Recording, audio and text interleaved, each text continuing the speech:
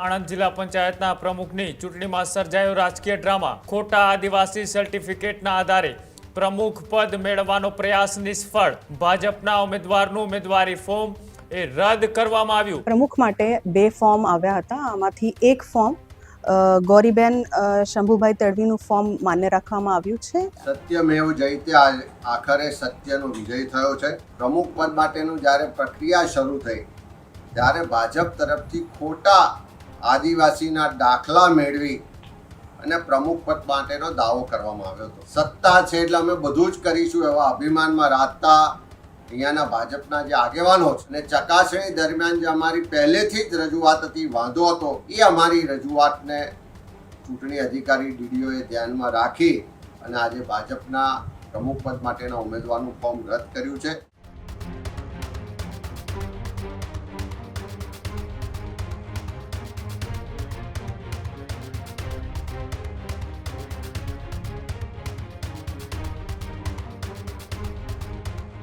તમામ જગ્યાએ ચૂંટણી પૂરી થયા બાદ પ્રમુખ ઉપપ્રમુખની વરણી ચાલી રહી છે। ત્યારે આણંદ જિલ્લા પંચાયતના પ્રમુખની ચૂંટણીમાં સર્જાયો રાજકીય ડ્રામા। પ્રમુખ બેસાડવાના ભાજપના પ્રયાસો કામ ન લાગ્યા।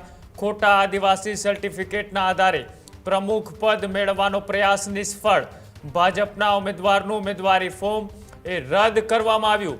આણંદ જિલ્લા પંચાયતના પ્રમુખ પદની ચૂંટણીમાં મોટો વળાંક આવ્યો છે। હવે કોંગ્રેસ પક્ષની ગૌરીબેન તડવીએ પ્રમુખ પદે બિનહરીફ ચૂંટાયા છે। આવતીકાલે તેમની વિધિવત જાહેરાત પણ કરવામાં આવશે। ફોર્મ રદ થતાં રાજકીય સમીકરણો સંપૂર્ણપણે બદલાઈ ગયા। પ્રદેશ પ્રમુખ અમિત ચાવડા સહિતના નેતાઓએ આ જીતની ઉજવણી કરી। આ લોકશાહીની જીત હોવાની વાત કોંગ્રેસના પ્રદેશ પ્રમુખ અમિત ચાવડાએ કરતા શું કહ્યું, આવો જોઈએ।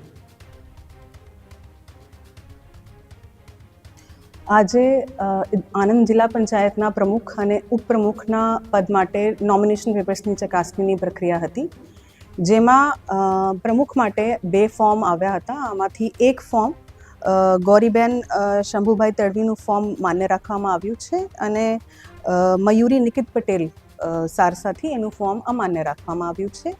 ઉપપ્રમુખ માટે આપણા જીલુબાઈ પરબતસિંહ સિંઘાનું ફોર્મ હતું જે માન્ય રાખવામાં આવ્યું છે। મયુરીબેન પટેલનું ફોર્મ રદ એટલા માટે કરવામાં આવ્યા છે કે સાથે કેમ કે આપણે બધા જાણીએ છીએ કે જે પ્રમુખની સીટ છે આ એસટી માટે રિઝર્વ થઈ છે અને એસટીના જે ડોક્યુમેન્ટ આપણે જોઈતું હોઈએ એઝ પર રૂલ્સ એના સાથે નહોતું, એટલા માટે રિજેક્ટ કરવામાં આવ્યું છે।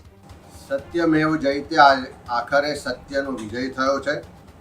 આણંદ જિલ્લા પંચાયતના પ્રમુખ પદ માટેનું જે અનામત હતી એ આદિવાસી મહિલા માટેની સીટ હતી, એસટી વુમેન। કોંગ્રેસ તરફથી ગૌરીબેન તડવી આ બેઠક પર ચૂંટાયેલા હતા।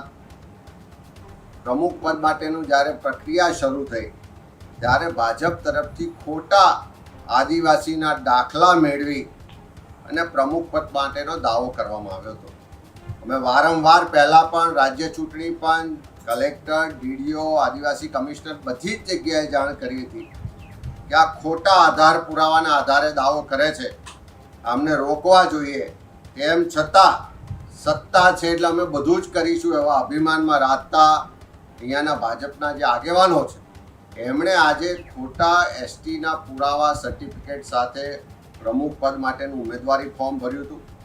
કોંગ્રેસ તરફથી અમે બધા જ પુરાવા સાથે ઉમેદવારી ફોર્મ ગૌરીબેનનું ભરાયું હતું અને ચકાસણી દરમિયાન જે અમારી પહેલેથી જ રજૂઆત હતી, વાંધો હતો કે ભાજપના જે ઉમેદવાર છે એમની પાસે ખોટા પુરાવા છે, ગુજરાતના વતની નથી, જન્મ એમનો મહારાષ્ટ્રમાં થયો છે, એમને કોઈ પણ સંજોગોમાં આદિવાસીનું સર્ટિફિકેટ મળી શકે નહીં, એ અમારી રજૂઆતને ચૂંટણી અધિકારી ડીડીઓએ ધ્યાનમાં રાખી અને આજે ભાજપના પ્રમુખ પદ માટેના ઉમેદવારનું ફોર્મ રદ કર્યું છે અને એના કારણે કોંગ્રેસના ઉમેદવાર ગૌરીબેન તડવી હવે આવતીકાલે વિધિવત રીતે બિનહરીફ આણંદ જિલ્લા પંચાયતના પ્રમુખ તરીકે ચૂંટાયેલા જાહેર થશે। આ સત્યનો વિજય છે।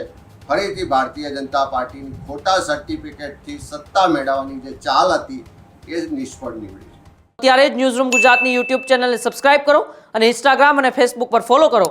અપડેટ રહો, સત્યની સાથે રહો।